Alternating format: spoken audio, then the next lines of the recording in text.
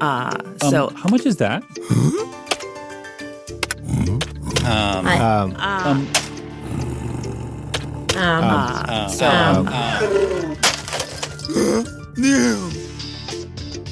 I'm really excited about tonight. We are talking about websites. Well, we are just talking about them.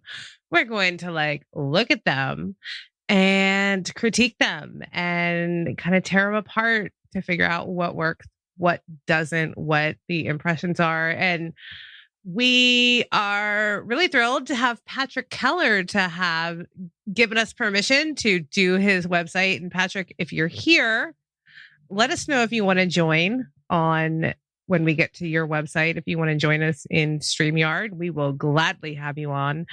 And then for those of you listening after this live recording, make sure you go to the websites on whatever device you're listening on and follow along with us. We will let you know the address as soon as we start talking about the websites, and we will also have them in the show notes for you.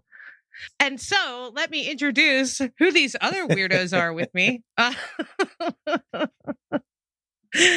I introduce? No, you did not. I don't think so. See, discombobulated. I'm Carrie Caulfield Eric. You can find me now at carrie.land. That's .land. So just think that when you want to interact with me on the internet, you just come to my world.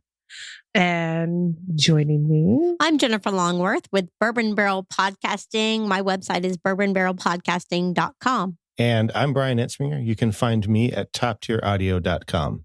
And not joining us tonight is Daniel Abendroth of rothmedia.audio. Is that it? I haven't said it in such a long time. And we will truly miss him tonight. But the show must go on, and we must talk about websites. So what prompted this, Carrie? I'm doing a rebranding.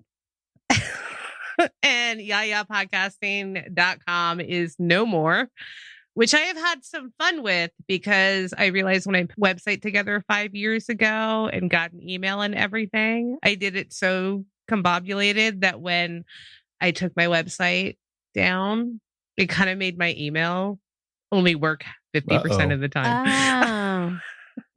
Yeah. Nice. So if anybody's trying to email me, I'm sorry, I didn't get it. Oops. Yeah. I really wanted in this rebranding, I wanted to simplify.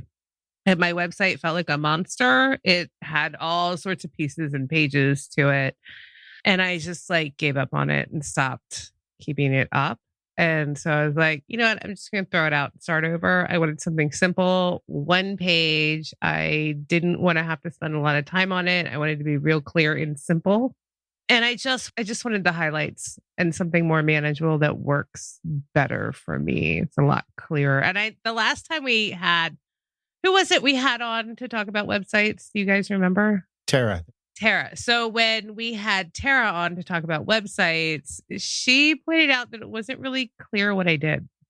So I really tried to keep that in mind when doing the new website. And having more eyes on it, fabulous, because it'll just make it better, even though I'm a little nervous and I might be upset about something. Yeah. So it's really clear, I think, what you do. Like, I tell stories with sound. I think that's really clear. Do you want to share it? Oh, yeah. So I should probably share my goal for the website. Okay. I think it's important to have a goal. And I like to think of my website as kind of my hub where everybody can find everything. But with this iteration, with this rebranding, I really wanted to disqualify anybody who wasn't my ideal client, quickly. Yes. So I tried to keep it really simple. I lead with what I do, I tell stories with sound, and then I'm literally are you this person or one of these people? These really are my ideal clients. So the goal is for them to be able to identify themselves. And obviously somebody's going to read those things and be like, oh, I am this or I'm not this. Mm-hmm. And if they're not this, they're going to be like, that's not for me. So bye. And then I tried to maybe more explain what I am trying to do, or what I'm trying to do, like what I do. And that's about it. Jesse McCune had said maybe the sidebar was too messy, and I don't entirely disagree. But I have my most recent projects. They can see what they do. I have an audio testimonial. I have a little bit about, like a little about me section. Is this a Google site or is it a WordPress? This is absolutely a Google site and a Google free site. The perfect price for podcast editors. Yeah. The perfect price for web hosting. The domain was $12. Nice. Oh, that's not bad. Yeah. So this is like a $12 website a year. $12 a year. Yeah. So that part I'm happy about. And before I was using like Divi, and I was paying like $100-something for hosting, and then the domain, and then like the G Suite, like all that stuff. And so the price tag was much bigger for something I wasn't really taking full advantage of. I'm just really one person. I have made the decision not to have a big team. I've made the decision to be kind of like boutique, or like more like a free agent kind of thing. So that's what I'm really trying to reflect here, that I like you were dealing with me, right? So no we and us and all that stuff. Right. It is literally just like, hey, it's you and me. Yeah. It's you and me, and sometimes Alejandro. Yeah. So Andrea's comment, like the ideal client's idea, do you have too many different ones listed? Could you niche down further? Do you think of multiple descriptors for an ideal client? Asking because she's working on that herself, and her coach is encouraging her to get even more specific. Yeah. And that is a very fair point, Andrea. Like the ideal client thing, it is really about being super specific, which I totally agree with. However, what I actually did for this was really think about the clients that I do tend to work with. And these are literally based on the actual clients that I serve now. And this is like I don't know. And I don't know how I could combine it into one. Like I'd have to think about that. But yes, I thought about like that maybe it's a lot. But yeah, these are the clients. Like these are the actual kinds of clients that I work with. I guess the one question I have is, I know we've talked a lot in the past several episodes with you that you're pushing yourself more toward production in dramas and that kind of stuff, right? So assembled and high quality productions, very involved productions. And while it's not necessarily inaccurate, I don't necessarily think of an indie creator or a marginalized or underrepresented creator as an identity necessarily fitting into that unless they meet the other criteria. So if you were to focus more on those, where you're wanting to go with that in terms of the kinds of productions you're wanting to work on, that doesn't mean you can't serve those other people. In fact, I know you still will, but right, because that's who you are. But I think it would bring a little bit more clarity and focus to that, because I think the first one is probably, in my mind, the producer for film, television, or podcasting wanting to craft compelling podcasts. I think that's where I see you trying to go. These other things may describe some of the projects that you've worked on, but I think that first one is where it all kind of hangs together for me. I hate it when people are right. Aww. No, I think you're absolutely right. And the more I'm doing this work, the more like doing this more like story editing and working with these people that come from other media, the more I'm really enjoying it. Like I am really enjoying that piece. So I think you're onto something, Bryan. Well, I mean, we can still blame it on Andrea. So, I mean, she's the one that brought it up. Oh, absolutely. Oh, and I totally knew that people were going to call it out. And then the other thing that I know that we're going to get to later as part of this like larger discussion is I don't have any prices on my website. Yeah. I think before we get there, one other thing that really popped into my head is you had listed your recent projects. This isn't doing you any service. I think you need the cover art for those shows. And part of the reason is because the cover art for those shows is going to immediately signal what kinds of productions you work on and the production value that goes into the whole thing, right? Yeah. If you've got cover art that was designed by Bryan on Canva, that's going to communicate to you a certain kind of client, right?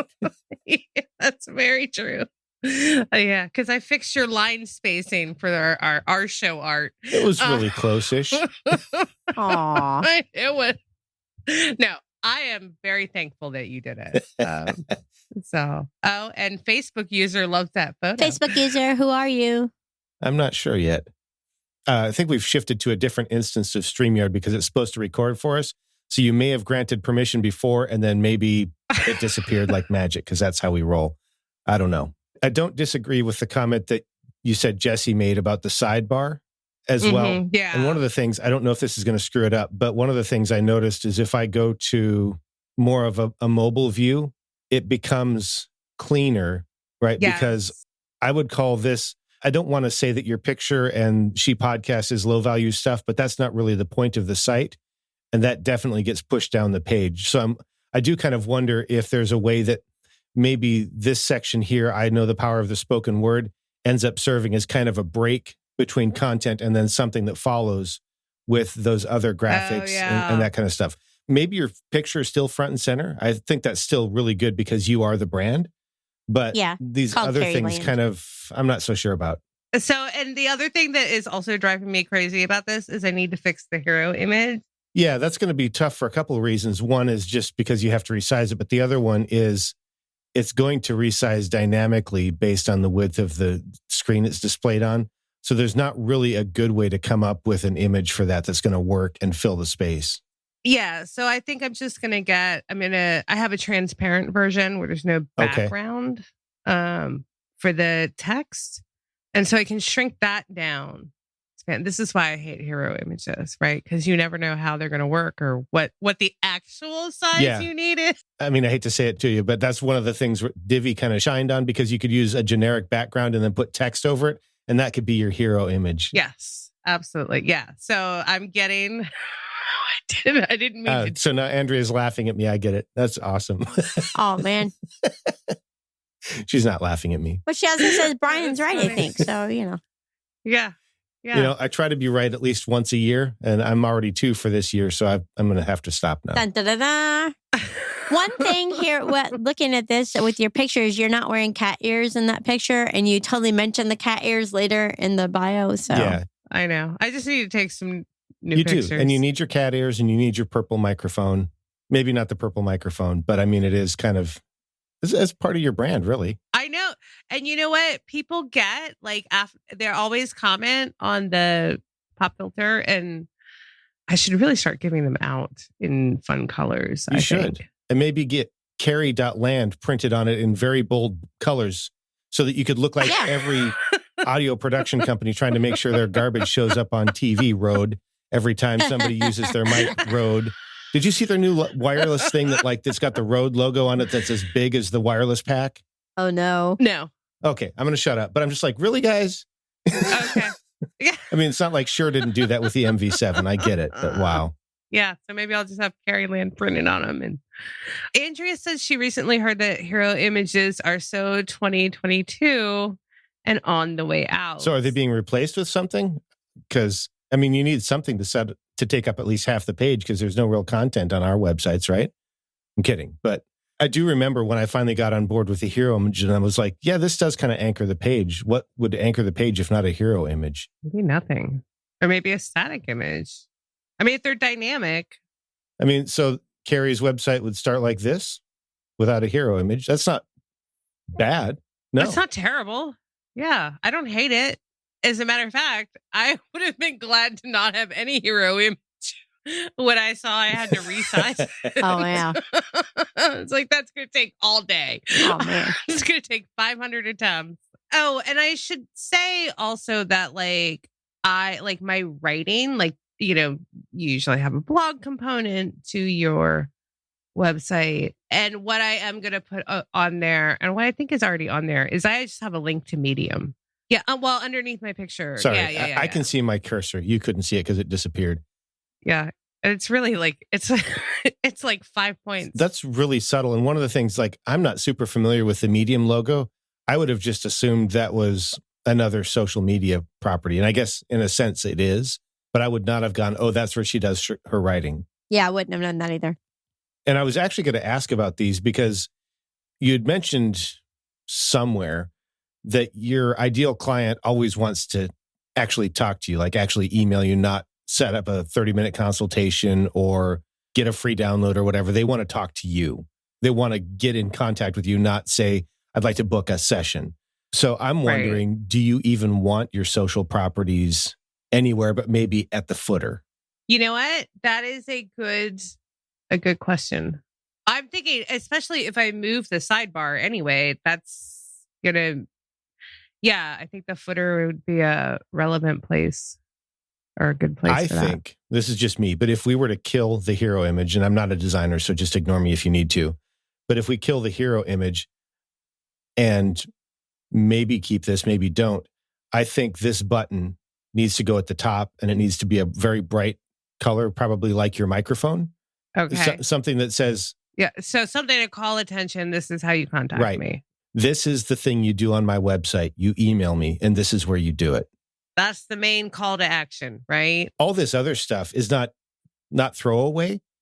But if I'm going to your website because somebody said, hey, you should hire Carrie, and I'm not going to read it, I'm going to want to talk to you. That's where all of my meaningful connections happen, is after we get that first consultation set up and we have a chance to talk and go, okay, because that's when they start asking questions. They're like, oh, you actually do know what you're talking about. You're not just pretending to, and you actually do care about me, and you actually do care about what I want, not just something you put on your website. Now you're making me rethink my website. That is the point of this entire show, right? Because if I'm doing it, why doesn't everybody do it? No, I think that's such a valuable insight, actually, which is why I'm glad I did this, because when we do this stuff in our little bubbles without any feedback, this is the stuff we miss. Yeah. And I also want to say that you've done good work. If you hadn't, we wouldn't be having this conversation. We'd be having a different conversation, like, do you even know who you want to serve? Which is the conversation we have when we look at my website. But we had that conversation about my old website. Yeah, and this one is much better. Or like, do you even know what you do? Yeah. So I think one of the things I was wondering, though, is, you did have quite a number of things on your website, and that was part of, I think, what led to some decision fatigue. However, I don't see anything here that points to the courses that you have. Are you still offering those? Or you just... It's a little teeny tiny there. It's a dialogue editing. Yes, it's under upcoming workshops. It's very tiny. Oh. Yeah. So the courses, and I have like my whole Thinkific site. So that I was a little bit conflicted about. Like, I may just put it like, so I'll take away the sidebar and like have like an educational section. Where my head goes when I hear you say that is, what happens if you have a section at the top? Hey, I'm Carrie. These are the people I work with. Please hire me. And then below that, you have something that says something along the lines of, I also help other editors, or I also train other people to do this. If you'd like more, I don't know, email me, or maybe some kind of, but something that puts this front and center, because this is your bread and butter. And then also I do this that not only gives people the opportunity to buy your course or, get in contact with you for consultation or coaching or whatever, but it also then adds a little bit more weight to the fact that you know what you're doing, because you offer this as training. Maybe you get a few testimonials from people that do know what they're, like other people that know what they're doing, and say, hey, Carrie taught me this and look what I was able to do. Then you've got that kind of feeds back to the original, yes, I'm actually good at this. Yeah. Okay. I like that. And I like that idea of, or the lens of like, yes, I'm actually good at this. Well, I mean, that's like the number one question when I get on the phone with people, is they want to know, can I actually do the work? Right? I have never had anybody ask me that question. And I think sometimes they should have. They don't ask it that way, but they're listening to go, am I comfortable with this guy? Do I feel like he's going to take care of me? Here we go. Facebook user, social proof is powerful. Absolutely. Absolutely. Yeah. I guess we're going to start reminding everybody to like do their StreamYard. They're gonna have to. You're gonna have to all do it again. I'm very sorry. We got a different account. But one of these days we'll figure out the recording thing too, and then Alejandro will love us all the more. Yeah. Well, we figured it out last time, which was It's good. probably because I'm here.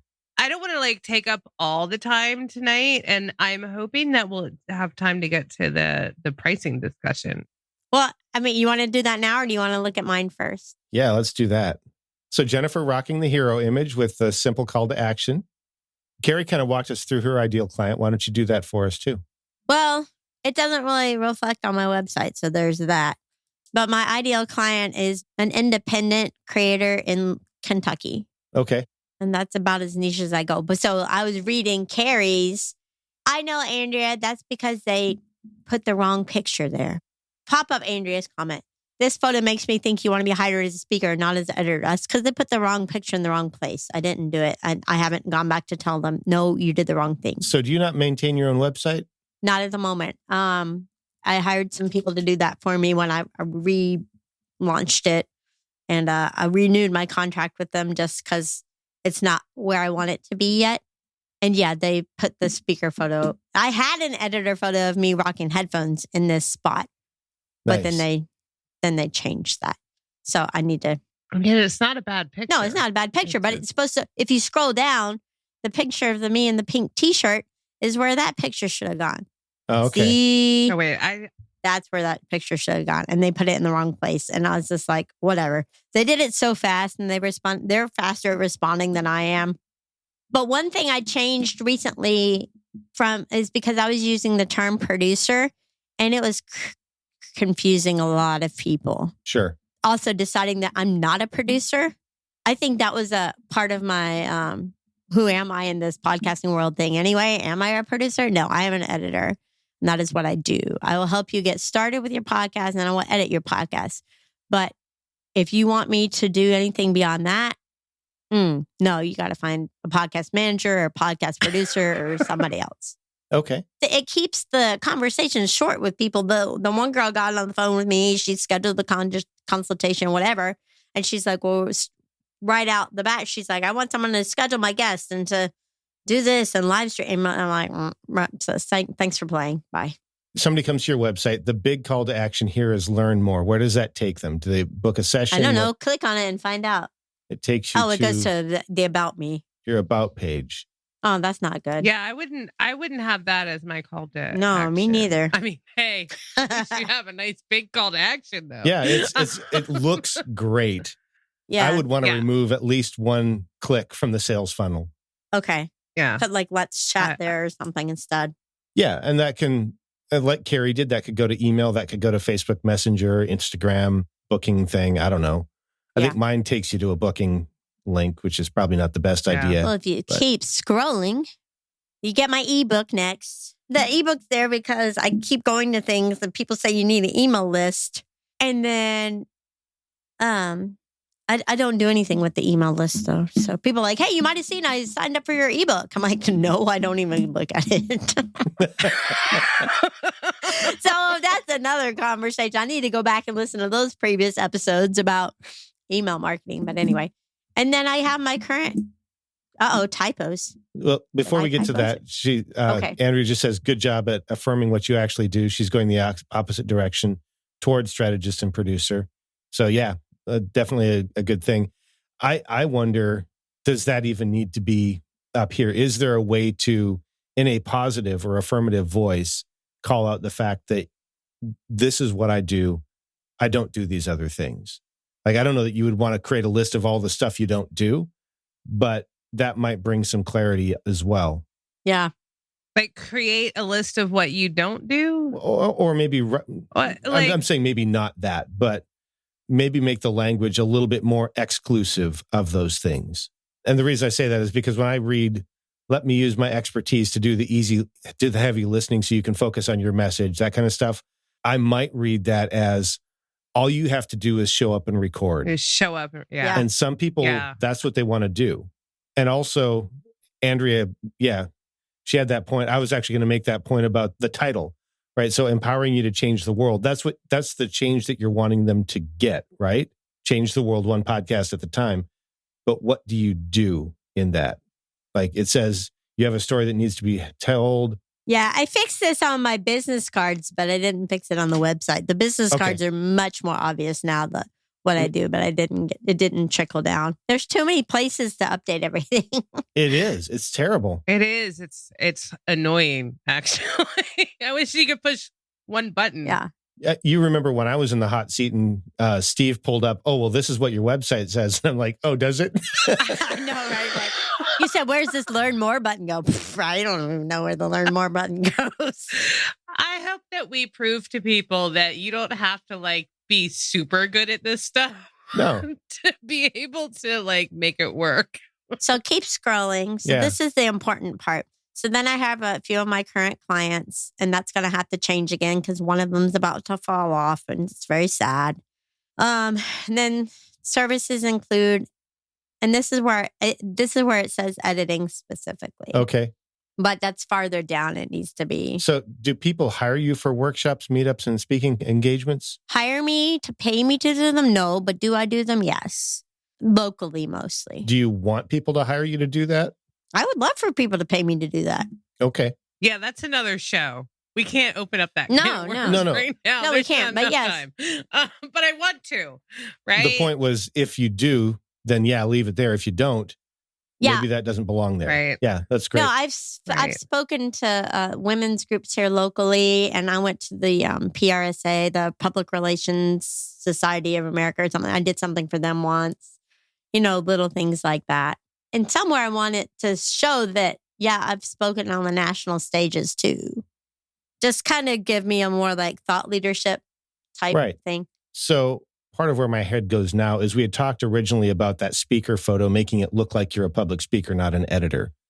Right. Maybe there's a way that we can frame it within the text of that hero section to say, I help you do this by editing. And also, like, I help people in groups get started. I don't know how to say it, but that's a lot of what you're doing in workshops is you're helping people get started, helping them fix a thing about their show, that kind of stuff. You hold the meetups, but what I see of them, they're all pretty much the same basic content, right? This is how you get a show started. This is how you use the microphone, like all the things that people need. Because that's what the people keep wanting. Yeah. And this is not me dogging on you about that at all, but that's helping people get started. So I help people start, and I don't know. I don't want to put words in your mouth, but maybe there's a way that current image could actually make sense and also bring together the editing and the speaking. So Facebook user has a good point. I'm trying to click on it. Okay. Have you considered changing current clients to shows I've worked with or current and past clients? And what I would be hesitant to do is I don't want people who've broken up with me on my website. Which is a whole nother thing. Like, I've worked on some really great shows, but we parted ways for one way or the other. And sometimes it's no free advertising. It's like, no. And I don't want a pod faded show, even though it was great. If it's not evergreen content, it pod faded. I'm kind of 50-50 on that, though, because I think every show that Carrie currently works on is like one season at a time. Yeah, I was going to say, I'm like, most of my clients don't have an episode or a season 2. Right, but they don't. So, but they, I don't want to call out any of my people. No, don't. So there's just some that kind of mind. I'm like, but you barely got rolling, and I'm not going to put you on there. And I have a lot more than 6 too. So that's like which 6 get featured. But you can cherry pick, right? If there's So I mean, I think. Well, I guess I don't see any on here, but I think for a while you were working with a couple of relatively big name shows that I kind of recognized that as long as you parted on good terms, it's not necessarily inappropriate for you to leave that up there. Now, if you don't like them or they don't like you, or you think they might push back about using their image if it's not in the contract or something, don't do that. But if you're on good terms, you might just shoot them an email and say, hey, I know we're not still working together, but I would love to highlight you as a former client, which would benefit you. And it also benefits me. Yeah, I can think of one show that would probably be like that. That we had to part ways because of a medical issue on their side, and they just couldn't keep doing the show anymore. That's their content with evergreen, so maybe they're worth revisiting. But by this point, it's like, but also my target audience. Scroll back up to the current client thing. Who did I say my target audience is, or who my target client is? Kentucky people. That's it. Yeah. Just Kentucky. How many of those 6 are Kentucky people? I would never know. I don't know. It's 2. Well, that's a third. That's pretty good. Yeah. So it's just 2 of those that I have featured. Now I've picked up a few extra here recently and just launching new shows with people all over the place so I can replace them. But like the rideshare guy, he's my number 1 show. I'm not going to take him off ever unless we, part ways. So how many of these are personality-based entrepreneur shows or business shows? Stacey Mayer. Not the rideshare guy? His is about the gig economy. Okay. Sarah is the wedding whisperer, but she's a wedding planner who interviews wedding vendors. And Scott, he's personality driven. Yeah. What about Good Sense? It's a sponsored shows by PayActive. Okay. It's personal finance. Okay. Yeah, I was just hoping maybe we'd find a common thread No, there besides isn't. just Kentucky. No. I'm not opposed to Kentucky. I mean, it's right next to where I live. There isn't one. I've looked for it too. My newest show is an arts podcast. That has nothing to do with any of the other ones I do. So I don't have like an easy niche like Steve does, or it's personal finance, the end. Yeah. It's just younger podcasters in Kentucky. And I agree with Andrea about the stock image with the mic. Yeah. I don't hate like it that too. either. So this is why I wanted you all to do mine too, so I could take a list back to my people and say, "Hi, can we use this?" Oh, there was like a blue Yeti on my site at one point. I was like, no, that was my social media people tried to do that. I was like, oh, good grief. No. Were they at least talking into the wrong end of it so that we Yes. Yeah, I'm sure they were. And if we're talking about the pictures here, so I would, here you have, we talked about the pictures earlier. You have professional podcast editing. Here is a place for you to highlight, the headphones, or you're working in your DAW. And I feel like you have a picture of like something like that. Yeah. Not professionals with the DAW, but I definitely have professional photos in the headphones. Right. And then one minor critique, and this is just like a graphic design thing, but like that picture of you in the, speaking in the pink shirt, it needs to be flipped so that it is looking into the page. reorganize these two. Yeah, you just would have to flip those. If you flip that, then my shirt is flipped, and I hate it when designers do that. I absolutely hate it when designers flip my shirt. Totally agree. But yeah. Or a different picture, or like look, The picture that's at the top is supposed to be right there. Yeah. And that makes sense to me. Yeah. I just can't stand it when like that, the gaze of a person's eye, is taking you literally off the page and away from the screen. Yeah. Like you always want eyes to be like going in, like looking at something on your webpage. I know it's a photo. Oh, no, that makes sense. One of the things I'm wondering about this is would it make sense to change this headline to something more like speaking and training or something like that, rather than listing those 3 things? They're not inaccurate. I kind of like workshop. Like when you say workshop to me, I know what you're going to get. Mm-hmm. It's going to be something I'm going to learn something. I'm going to be participating. It's going to be active. Everybody's going to, hopefully going to be engaged. Like that's what workshop means to me. That's why I love like that word. Maybe like in-person events or something. Like I don't mind workshops, meetups. I don't know about speaking. Yeah. I don't like meetups and speaking engagements. I feel like meetups actually kind of devalues what you're delivering because that's really just the medium that you're using. Yeah. Okay. I would probably just approach it as something like speaking and workshops or workshops and speaking. Or in person. Yeah, in-person events could be anything, right? Yeah. Yeah, that's true. I mean, but they are meetups. We do them once a month. And they're not publicized on the website that they should be. Yeah. I don't want to pretend that those aren't valuable, but if I'm going to the website and going, hey, do I want to work with Jennifer? I'm not looking to see if you have meetups. And I think the point of the website is to get you hired. True. Or to get somebody to have a hiring conversation, not to get them to find out how to get the next free thing. Wait, everybody needs to stop for a second and think about this or like hear this again. The website is to get you hired. Even I need that reminder. Me too. Yeah. So you would lead with like the hire me aspect, and all the other stuff is just like decoration. So if you keep going, then we get to the let's talk. It's down at the bottom. Yeah. I think it needs to be on the top. Schedule now should be up in that hero image. Yeah. So if I look at this page, we've got 1, 2, 3, 4 different calls to action. We have learn about me, which is going to be updated to something else. Yes. We have a free book. We've got, those aren't really calls to action. We've got a consultation and a form for email. How do you actually want people to reach out to you, or how do they want to reach out to you? Some people are ready for the call and some people just have questions.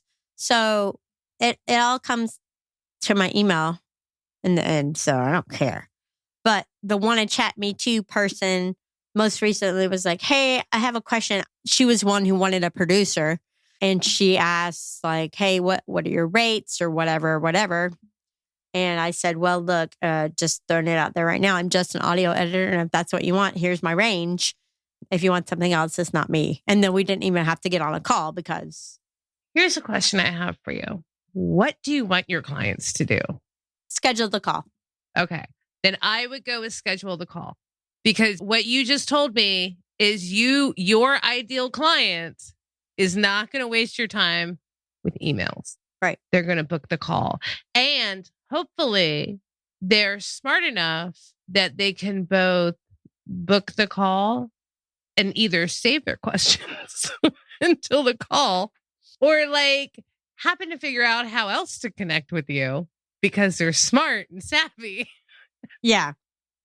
And then you don't need to worry about having multiple ways of contact. Yeah. I mean, you've still got your phone down here. You could put your email in the footer, like all that stuff can happen. I agree with Carrie. If the ideal situation, if we could get them from point A to point B the most quickly on their journey, maybe not to the final destination, but the next step. Right. I think it's something along the lines of want to know more, let's talk. Yeah. And then set up a 15-minute chat. Yeah. Yeah. Because part of me goes, and I call it a consultation too, but consultation has a bit of weight to it, right? Yeah. In the sense that, are we really just going to talk, or is this going to be them spending 3 minutes listening to me and 12 minutes selling me? Conversely, it also might create the expectation that they're just going to pick your brain for 15 minutes. Yeah, that happens a lot. Yeah. So it could be something like, want to know more, let's chat, or want to see if we're a great fit for each other, let's talk, like something like that. And just a button, and then maybe in parentheses in whatever voice is your brand. I promise I'm not going to try and sell you something you don't want. I'm not going to email you a bunch of stuff. You're not going to get stuck on a list unless you want to, because I don't email them anyway. Right? You get into my drip campaign, and once the drips are done, you're done. What did Patrick say? I've never once sent an email to my list. That's awesome. I missed that there were a bunch of chats. Yeah, that's great. God, love that. Love that. Which is, I happened for this. It's funny because for this episode, I happened to send out an email in the afternoon for the first time. I saw it. I was like, Carrie's on it today. In like 20 years, yeah. Instead of, we're starting in 20 years minutes. Quick. Yeah. Yeah. So I was very proud of that, by the way. One thing I do like is the color branding is very strong and very clear. Yes. Yeah. I mean, it is clean and ultimately simple, and kind of what I was going for. Well, and I paid more than $12 for mine too. So one other question I have, and this is something that I've done. I don't have it really on my website, but I do have a free download that I created as part of a side podcast that I'm doing. And it's a resource for people that want to hire editors to help them think through, what am I looking for? Oh, yeah. I saw you posted something about that somewhere. If you're going to have some kind of download that gets people onto a short, like maybe 5 email drip campaign or something, could it be something where instead of just being 10 tips for starting your podcast, it might be 10 tips that also help point them to you? And the reason I'm bringing this up, and it's not that I want to be a jerk and hold back information, but the people that are going to sign up for a 10 tips to start your podcast ebook, are probably the people that first off haven't even realized that Blueberry and Captivate and Libsyn and every other host already have free programs out there to help them get started on their platform. And they're probably not the people that are willing to spend $7 or $37 for an AppSumo course. So are they actually your client? Well, the content of the free ebook is what I spew out every time I talk to somebody out about a podcast. It's the same regurgitated information that everybody gets from me for free. And I got tired of saying it. So I just send people to the ebook. Does it convert? Probably not. And I don't care. Okay. So that's fair. I just hate saying the same stuff, telling people over and over and over again. The people who want to work with me, know they want to work with me. They're not coming to my website just to get a free. If they're getting the free ebook, then they leave. That's fine. But I don't know. Yeah. So maybe that's your disqualifier right there. Like Carrie has, her website makes it clear who she wants to work with. Maybe the free ebook is to get them off your site before they book a call. Yeah, there you go. There you go. Maybe that's it. And it's not that somebody gets your book and then they book a call and you're going to say no, because you won't know because you don't check. But right. But it saves at least some of the people from setting up a 15-minute call to find out the things that are on your ebook. So maybe there's value in that. It saves me time from having to say the same. This is this and that is that. And you have to get a media host. I mean, because I have to tell them, they're like, well, how much does it cost? I'm like, you have to get a media host. And, oh, yeah, there are free media hosts out there, but I don't trust them and blah, blah, blah, blah, blah. Just read the book. Okay. So then I would question, is this the correct position? Because right now this ebook is sitting in very valuable real estate. I think it goes at the bottom, right above the footer. Yeah. I don't know if even the current clients, and I could be totally wrong about this, but my instinct is the current clients also shouldn't come up way high. And maybe that the things that you do should be higher. And then you should then have that chat with me form or that schedule, So not saying that I'm doing mine right, but who are my current shows is the very last thing before the above the footer last call to action. So it's there. Why don't you bring yours up? Because we've got 2 minutes left. Oh, sad. Big hero image. Sorry, Andrea. Get started takes you to a booking link. A little bit about me that probably doesn't need to be there, but I felt like it did. Another booking link because that's how we roll. Quick description of services. Another booking link. Testimonial from a current client, and then a few projects that I work on, and then the final call to action. So Bryan's showing us his site, which is toptieraudio.com. And by the way, because I think we forgot to say it, Jennifer's website is bourbonbarrelpodcasting.com. Okay. So I'm sorry. I'm just looking at how you have gone through it. Yeah. So hero image with only one call to action basically takes up the entire page, depending on what resolution you're looking at. Is that something you did specifically or just have a website? It's just Divi. That's just how it's built. It resizes automatically. And then I just put... Well, no, I mean, did you want it to take up that much space? Yes. Because when they landed there, I wanted them to see one thing. I mean, I realize there's a header bar so that gives them other things, but I wanted this to be the thing that they do. They don't, but it wanted that to be the thing that they do. And then taking a cue from Carrie's book, I do have some about me. And I've been thinking about removing these links because I'm not sure that they're a value add. Where did they go to your old podcast?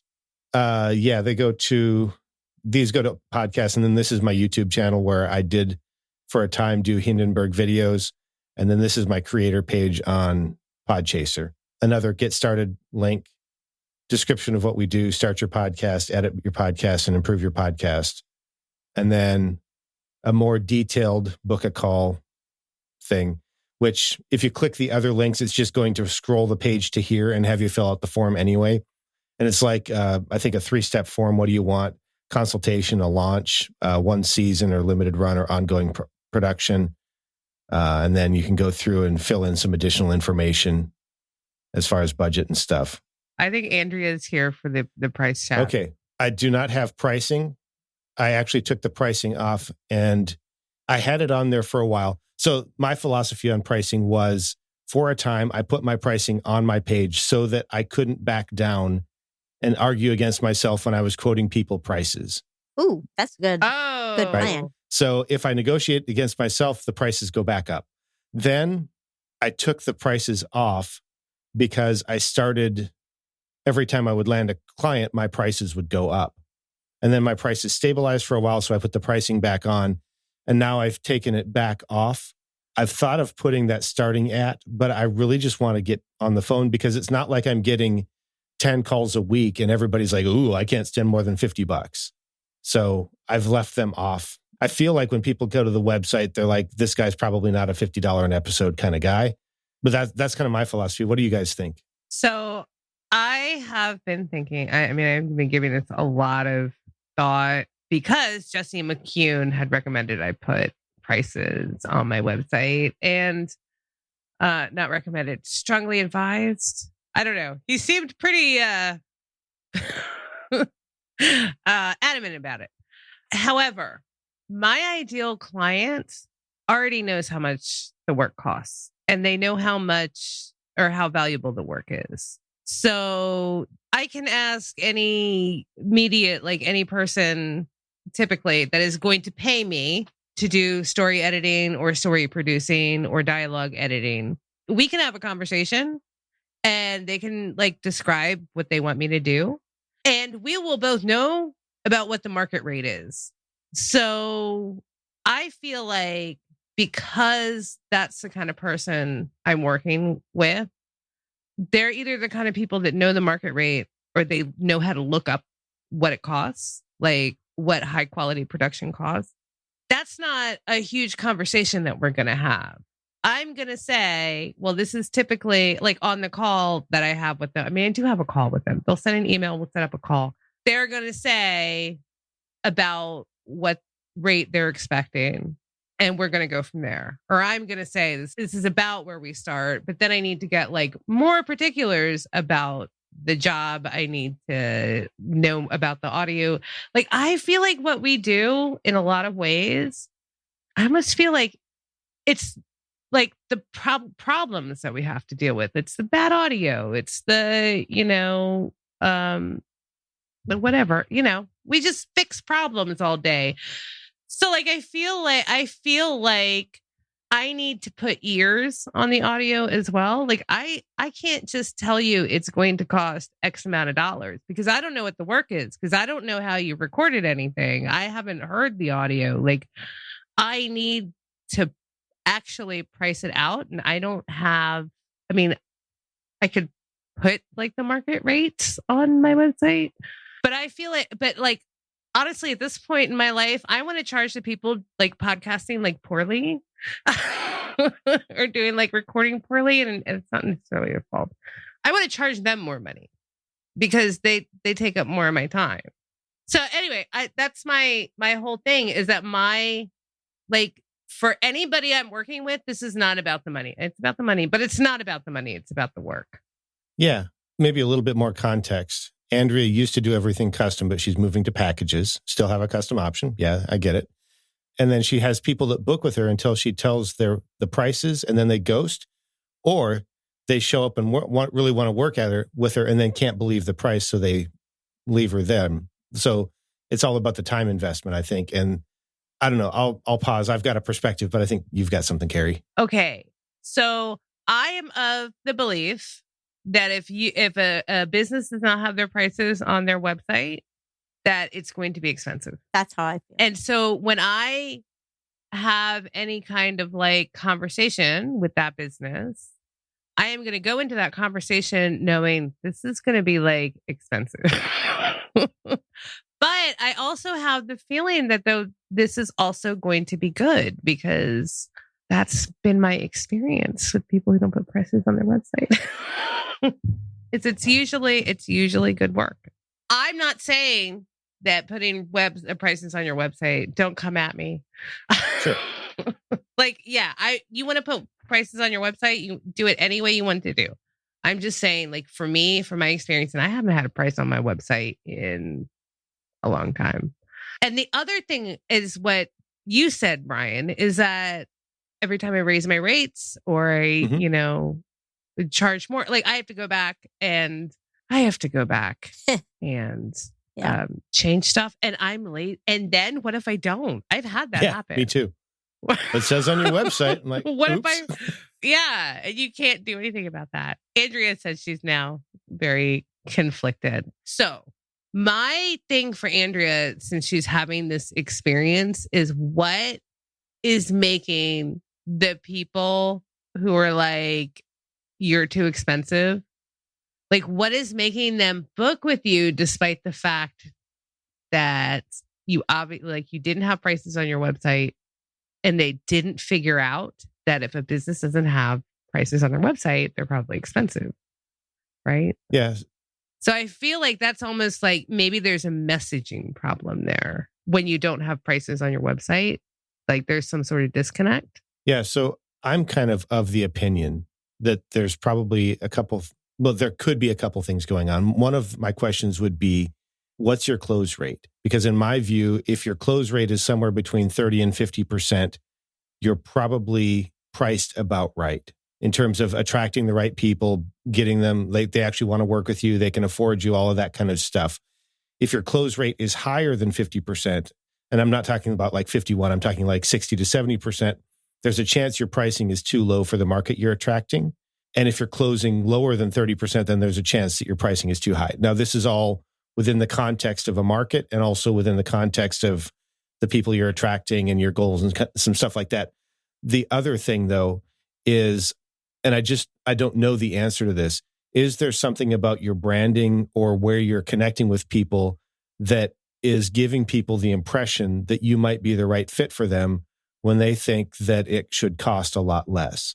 As an example, I think you've worked with a bunch of nonprofits. Is it possible that they think because you've worked with a nonprofit, you're just going to keep your prices low, right? It's the whole negotiating thing. Am I saying numbers? So can you explain like maybe the Oh, close okay. rate? So, yeah, sorry. If you have 100 calls and you close 50 of them and they work with you, that's 50% close rate. And by close, you mean? You get a client out of the deal. And if they don't, then it's you don't get to work with them. If you're getting somewhere between 30 and 50% of the people you talk with to say yes, then you're probably attracting about the right person and your pricing is probably about right for the market that you're trying to serve, unless you're charging less than you should be, or like, there's stuff there. If you're closing more than 50%, then there's a chance your pricing is too low. And if you're closing less than 30%, there's a chance that your pricing is too high for the market. Now, this is all assuming that you're actually attracting the market you think you're going to be attracting, right? So if you're saying, hey, I'm going to attract Fortune 500 businesses and they're going to spend $10,000 an episode on my thing, and all of your marketing says that, but then you're actually getting people that can't spend 50, well, you're not attracting the right market. So it might not be that your pricing isn't right. It might be that your market attraction is not right. So it's not a one and done kind of thing. But if you're getting the people you expected and they're 50% of them are willing and able to work with you, then your pricing is probably right. And there's, of course, some variability in there. That's just my perspective. I've heard similar perspectives from other people. I think that we need to have like an entire episode To pricing on the website. Yeah, because I mean, just because A is interesting, and then you get little nuggets like, your close rate being a good indicator of if your pricing is too high, too low, or just right.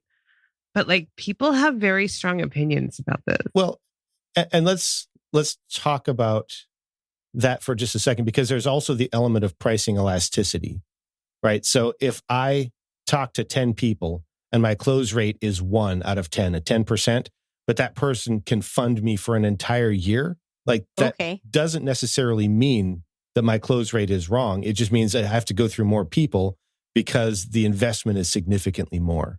So 50 to 30% is kind of a general rule of thumb for where I'm at.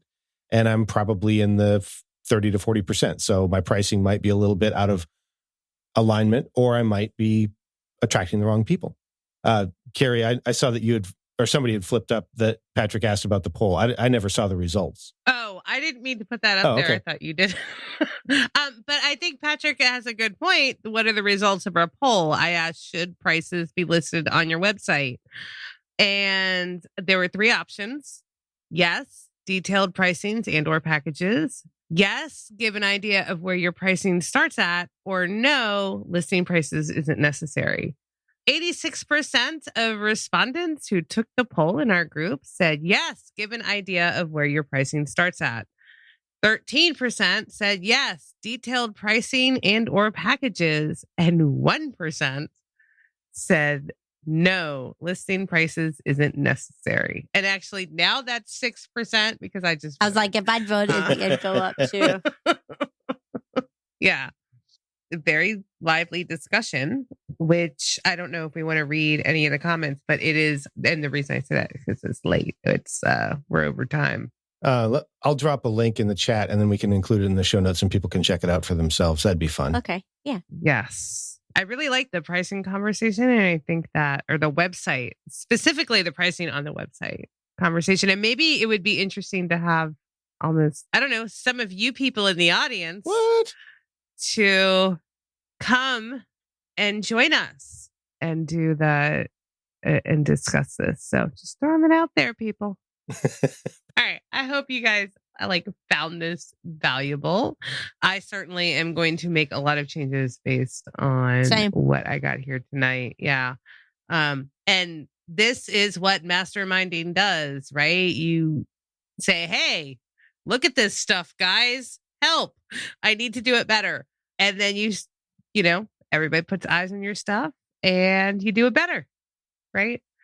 So if you would like to be a guest on this show, how would you do that, Jennifer? You would go to podcasteditormastermind.com and click be a guest, or reach out to one of us and we'll figure it out. We have ways. We'll muddle through. All right. Thank you for joining us, everybody. Thank you to Andrea, Patrick, and everybody else in the audience. I'm Carrie Caulfield Eric. It has been a pleasure guiding you through tonight. And you can find me at carrie.land.land. And I'm Jennifer Longworth with Bourbon Barrel Podcasting. My website that you can critique is at bourbonbarrelpodcasting.com. Look for updates coming soon. And I'm Bryan Ensminger. You can find my absolutely perfect and yet to be updated again website at toptieraudio.com. And unable to join us this evening was Daniel Abendroth, who is at rothmedia.audio. Thanks for joining us, everybody. We'll see you next time. Thank you. Bye. So how much is that?